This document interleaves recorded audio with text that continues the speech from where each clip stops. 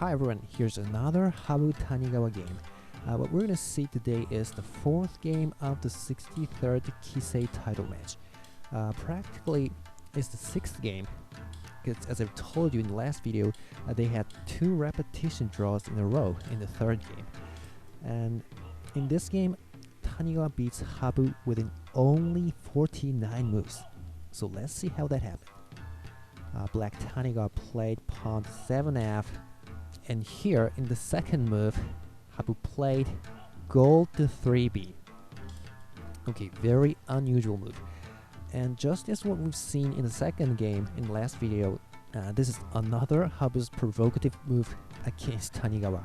Tanigawa might get angry with it, because technically this opening move, gold to 3b, is not a very good move. Because if they go for a double static rook opening, this gold to 3b is fine, because it's a move that is necessary in Yagura Castle, so he's gonna do that anyway. But at this position, Black hasn't shown his intention whether or not he's gonna play a static rook. So in case Black plays a ranging rook, this gold to 3b is not very good, because when White is playing against the ranging rook, he should castle his king to a boat castle immediately, but here, as you can see, the king can't go to 3b, the gold is in the way, so he can't castle his king deep inside on his left, trying to getting away from the battlefield on the left side of the board. So basically, after seeing this move, Black should go for a ranging rook. So I think this gold move can be regarded as pretty much provocative move against a static rook player, as if telling him, why don't you try playing ranging rook for a change? Well, Tanigawa is not necessarily a static rook player, he can play ranging rooks. So, well, is he gonna play ranging rook here? Let's see. He played pawn to 5f, now pawn 3d, and here Black plays pawn to 5e, blocking the bishop, and right, he's going for a central rook. So he's trying to take advantage of this gold 3b.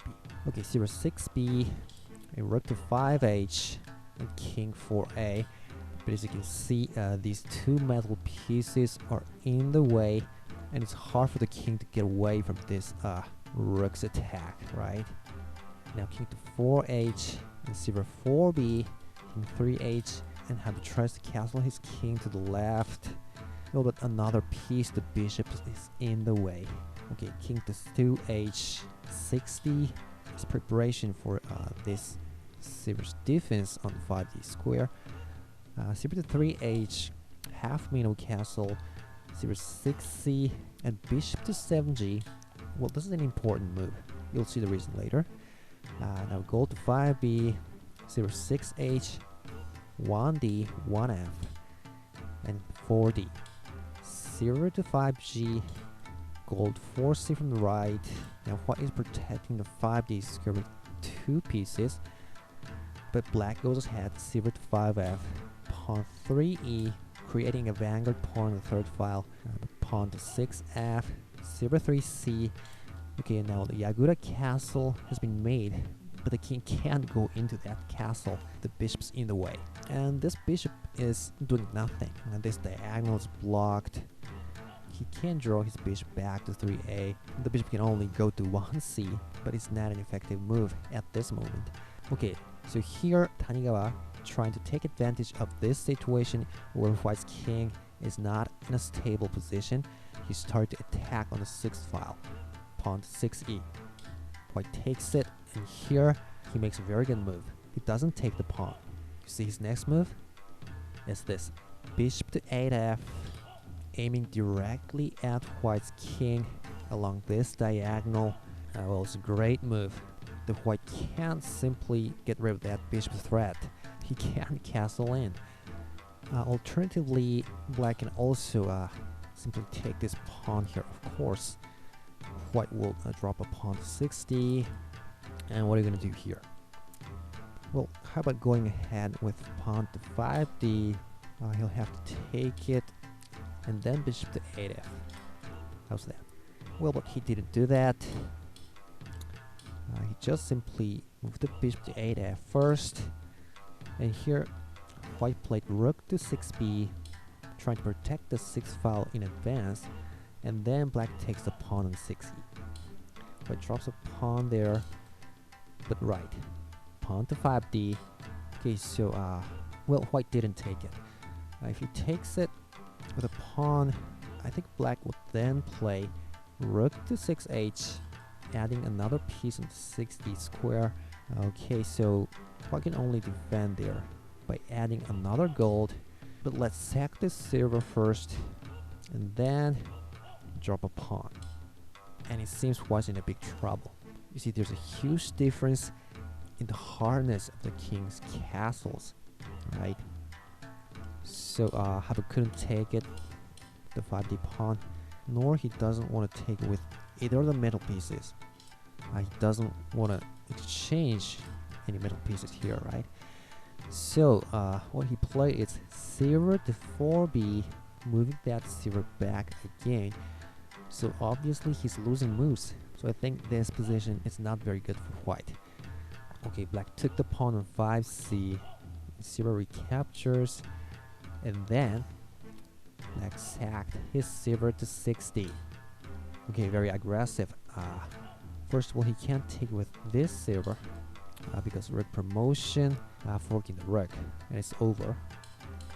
So what Habu did is took it with the silver upright, but then black plays pawn drop to 6e.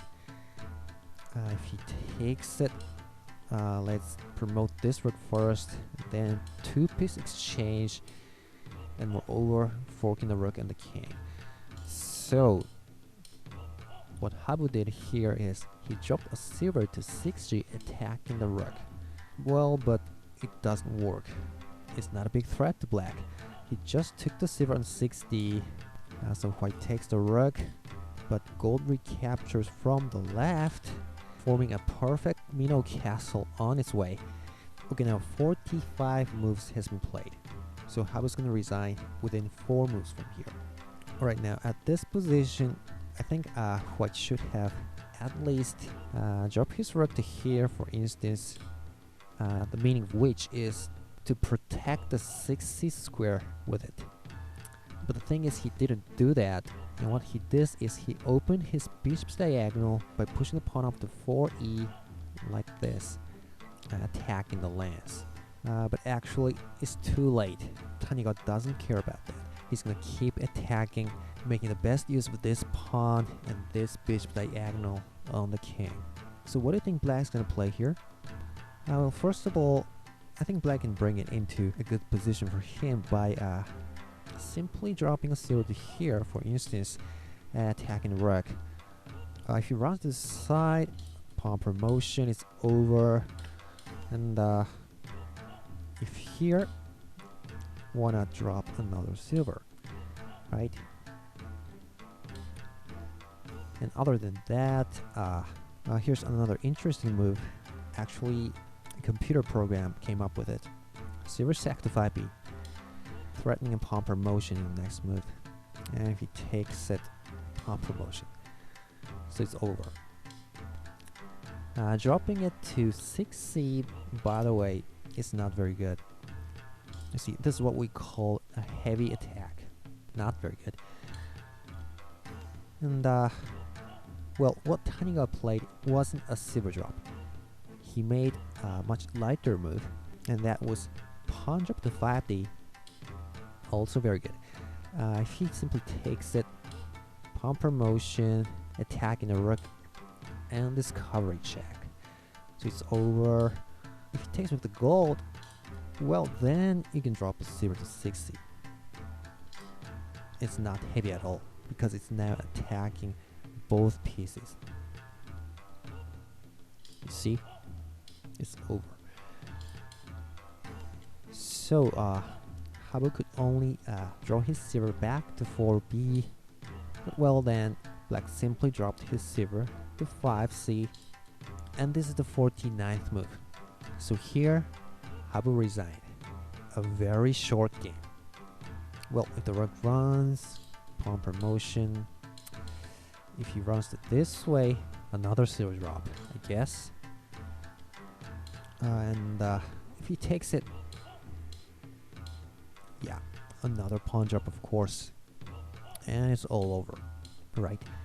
So I think Habu's second move, the unusual go to 3b, did harm to himself in this game. You see, White's king is in a terrible position while Black's king is still in his perfect minnow castle. Okay, so that's all for this game. Hope you enjoyed the video, and we'll see you next time.